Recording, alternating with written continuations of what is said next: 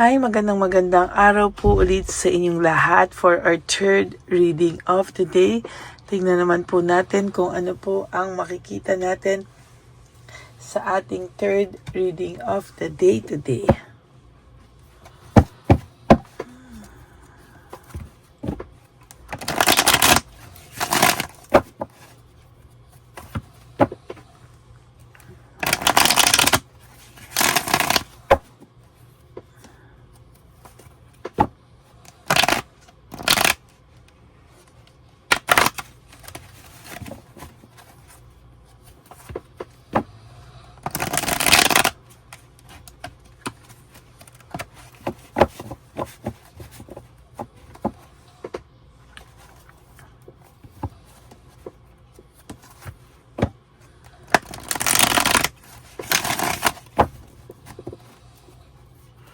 Palasahin muna po natin. Kamusta po kayong lahat? I hope na panood nyo na po yung first, second, third, and fourth reading kahapon plus our incenso at yung first, second, and third ngayon. Yung reading ngayon bago po kayo tumalon mamaya sa fourth reading ha. For the meantime, sana po mapanood nyo muna po lahat. Kasi po sa totoo lang, lagi pong naiiwanan ngayon ang third and fourth reading. Sa bagay, gabi ko na po talaga na-upload, yung ating reading of the day na fourth reading. Pero I hope na mapanood nyo pa rin po yung ating third and fourth. Dati po naiiwanan ng first and second. Ngayon, ang naiiwanan na po yung third and fourth reading. Kasi mas gusto ko po talaga na mapanood nyo po yung ating readings na sunod-sunod. Yun po lagi kong pakiusap sa inyo na wag po kayong tatalon sa bagong reading hanggang hindi nyo pa po napapanood yung ating first reading of the day. Okay?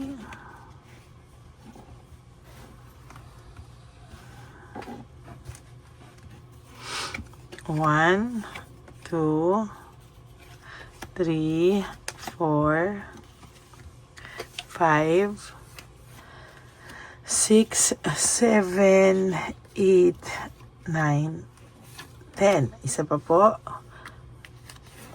11, 12, 13, 14, 15, 16, 17, 18, 19, and 20.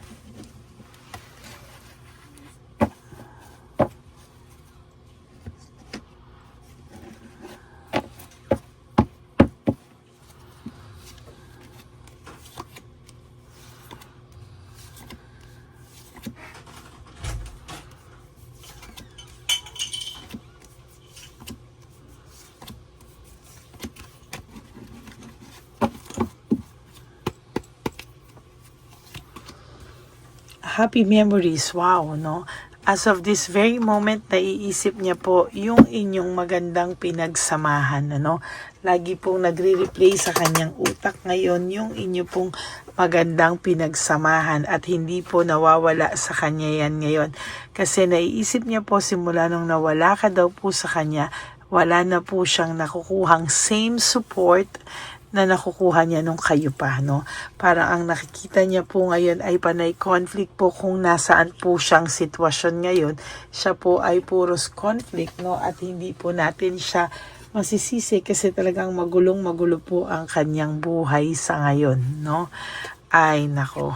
Yan ang sinasabi ko. Distracted po ito at lack of rewards. Wala po siya talagang nakukuhang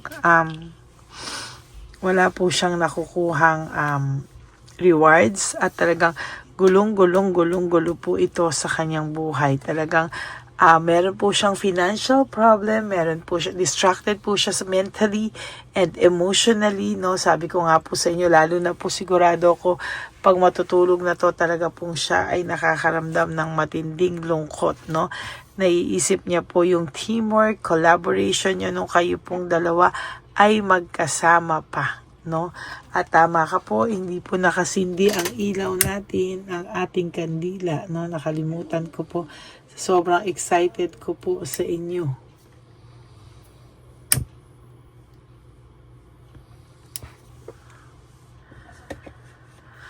Bakit kaya ito nagdidilaw? Ito po ay, okay, ayan. So, sa nakikita po natin talaga, no, ay hindi po natin talaga maiiwasan yan, ano, talagang yan at yan po ang dadating sa kanya, no. There will come a time that this person po talaga ay lalapit sa'yo, no. Sabi ko nga kanina sa second reading, nakikitaan ko po to ng paglapit sa'yo at nakikitaan ko po talaga siya na there will come a time siya naman po ang malulungkot, no? At kahit hindi mo po yan hilingin, yan po ay mangyayari sa divine universe po talaga natin, no? Ang dami niya pong unresolved issues and emotional baggage, no? Sa nakikita ko po yung mga unresolved issues niya po ay talagang tatatak po sa kanya ngayon, ano, at yung mga emotional baggage po, sabi ko po sa iyo, kaya po yan dadating at susulpot na lang sa iyo isang araw dahil po sa mga bigat ng dinadala niya sa kanyang kalooban. There is this weakness and manipulation, ano, pati po siya, yung kahinaan niya po ay minamanipulate niya po talaga para po siya po ay maging maayos po ang kanyang pakiramdam, no? Yan po ang nakikita ko dahil ang dami niya pong discouragement, nadi-discourage po ito at marami po siyang insecurities na nararamdaman sa kanyang sarili, no? Sa totoo lang po. Ayun, no, weakness, talagang weakness, talagang pareho po, no? Marami po siyang nararamdamang hindi niya po inakalang mararamdaman niya, no? Talagang ang taong ito ay may too much pain sa ngayon at talagang hindi mo po maiaalis sa kanya lahat ng kanyang ginagawa sa ngayon ay totally talagang napakahirap para po sa kanya, no? Ayan, no, siya po ay may loss, grief, and self-pity. Talagang ang taong ito ay nagse-self-pity sa mga nangyayari sa kanya. Samantalang hindi niya po inisip nung ikaw po ay wala, no, nung ikaw po ay nasaktan, hindi niya po inisip ano yung mga pinagdaanan mo na sobrang sakit, no. Kaya ngayon po siya po ay nakakaramdam ng ganyan. Talagang sabi ko nga po sa inyo, deserve niya po yan, ano, talagang deserve niya po yan at talagang talagang ang wheel of fortune talaga nakuha pa natin, ano. In reverse, this is all about bad luck, depression, failure, insecurity, chaos, problems, no? Yan po talaga lahat yan, ano? Bad luck with no control. Yan po ang ibig sabihin niya, napakasakla po ng wheel of fortune in reverse, no? Talaga naging stagnant ka po, paulit-ulit na mangyayari at iikot ang buhay mo buhay niya rather sa mga ganitong sitwasyon na laging failure, laging depression, laging sadness, no, negativity. Yan po ang masaklap, no, na talagang dadanasin niya po. There is this also illusion, ano, yung mga intuition mo po na talagang hindi niya po dati po ay hindi niya po pinapahalagahan. Sabi ko nga po sa inyo, ito po ay nakikita mo na po at ito po talaga ay may matinding dagok sa kanya. Ayan po, no. There is this boredom and lack of passion. Talagang bored po siya sa sitwasyon na meron siya ngayon at talagang hindi niya po alam kung ano po ang kanyang gagawin. No? Meron po ako nakikita ditong resentment and failure, no? Sa nakikita ko po very dissatisfied po ang taong ito at sa nakikita ko po ay talagang malungkot po siya, no? Talagang hindi niya po yan mapigilan na talagang magkaroon ng resentment. So nakikita ko po sa kanya, talagang bigla siyang nagkaroon ng sudden awareness, no? Talagang nagkaroon siya ng desire na makipag-usap sana sa iyo, ayusin ang mga bagay-bagay, pero po nanghihina po ang loob nito, no? Hindi niya po alam kung saan po siya magsisimula, kung paano po siya magsisimula, no? Talagang ang taong to ay punong-puno po siya ng dagok sa buhay niya, punong-puno po siya ng takot, punong-puno po siya ng lahat. Sa nakikita ko din po ngayon ay confused ang taong ito at sa nakikita ko po ay talagang malala po ang mga susunod na kaganapan sa buhay niya.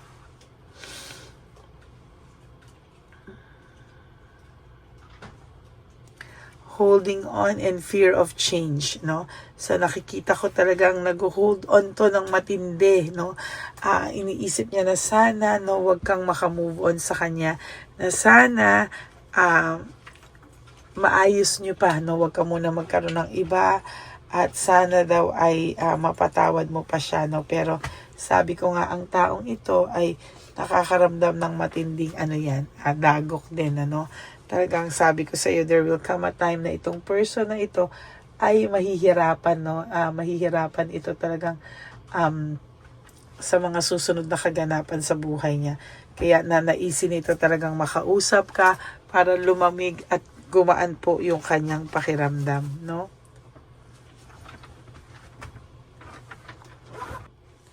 Ayan, ano? At talagang gusto niya pong mag-rest, restoration, contemplation. Ang taong ito talaga ngayon ay pagod na pagod sa kanyang buhay, no? Kahit talagang stress, burnout to, and restlessness, gusto niya pong magpahinga.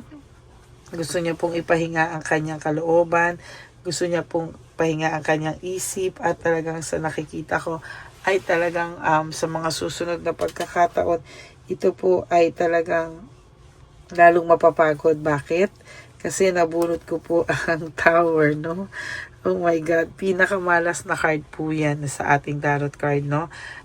Yan po ay disaster, broken pride, broken dreams, lahat po, no? Talagang yan po ay pagbagsak ng kanyang tadhana or pagbagsak po ng lahat-lahat sa kanya, no? Wala na pong ititira yan talaga pag sinabi mong the Tower, aray, no?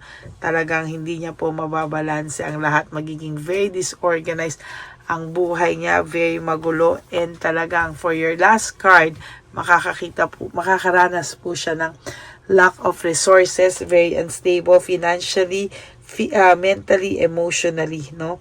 So kahit pa paano po ay natamaan din po yung kanyang physical dahil po syempre sa stress, no? Talagang yan po ang maiisip at maiisip niya. Well, meron pa po siyang chance. Sabi ko nga, every gising is a blessing. Sabi nga nila, OG Diaz, na every gising is a blessing. So, I think, meron pa po siyang pag-asang magbago, no? Yan po ay kung pipiliin niya po yung pagbabago sa kanya. Okay, yan po ang ating reading of the day. I hope na naka-resonate po kayo, and if you do, can you please give me a like and comment down below kung ano naman po ang nakikita nyo po sa ating reading of the day today, no? Can you please give me a like and comment down below para naman po malaman ko ang inyong mga emotions, reactions sa ating reading of the day today, okay? Maraming salamat po sa inyong lahat, and to all my ever loyal, solid, and faithful na Lady Elena family na gusto pong magpa-private reading, you may contact me at Lady Lee Elena, that's Ladyly Elena, nasa dulo po yan ang ating video. Diyan nyo lang po ako makakontakt. That is my only official and legit FB account. Yan, maraming salamat po sa inyong lahat. And nilabas ko din po dyan ang fake account ng Lady Elena na kung saan yan po ay nang i-scam ng tao, no? So mag-ingat po kayo dyan. At sa mga comment section na minsan ay may mga lumalabas na mga Dr. Kwak-Kwak, ay maging maingat lang po kayong lahat. Ayoko po kayong ma-scam. Okay? And to all my ever faithful, loyal, and solid Lady Elena family, thank you for not skipping ads. Alam ko natulong nyo na po yan sa ating channel, lalo na po sa nalalapit nating One Love a Day na gagawin na po natin on March 1, no? Sana po ay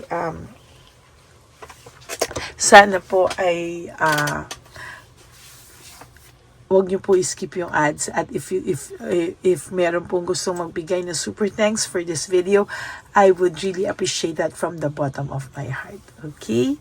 And ang lagi ko pong payo sa inyo is just to live one day at a time. You do 3 things that will make you happy for the day.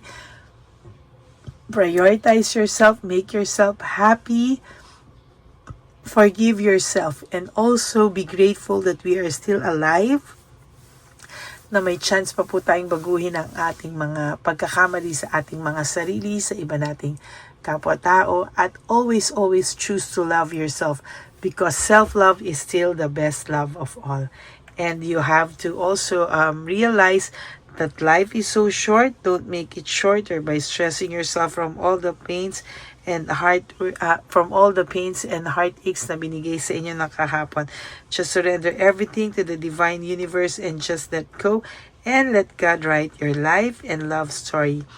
I will be back for another set of reading, no? Sorry, nabubulol po ako. For another set of reading, wag po kayong malungkot. Ako po ay babalik for our fourth reading of the day. For the meantime,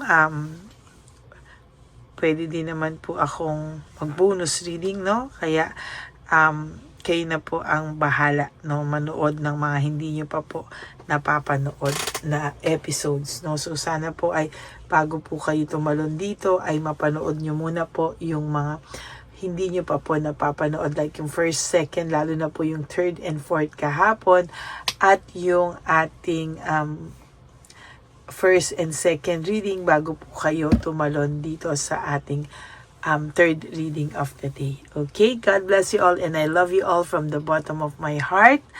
And sana po wag kayo malulungkot. At isa pa po, no, thank you po, because we are now approaching 19,000 subscribers. Yay, no? One day, God will give us the desires of our heart na magkaroon po tayo ng silver button. Tiis lang po at kapit lang po tayo. At titisin po natin kung kailan, at iintayin po natin ang tamang panahon para dyan. Okay? God bless you all, and I love you all. And I'll see you again on my next reading. Maraming salamat po.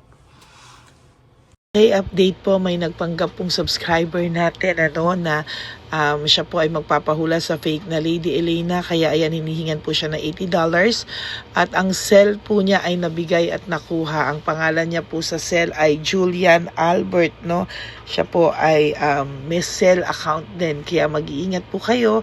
Ayan po, no, kung sino man po yung scammer na Julian Albert na yan, no, iinsensuhan po natin yan para siya po ay makonsensya. Kung wala man po siyang konsensya, at least po bumalik sa kanya lahat po ng kanyang ginagawa, at maling-mali po yan, ano.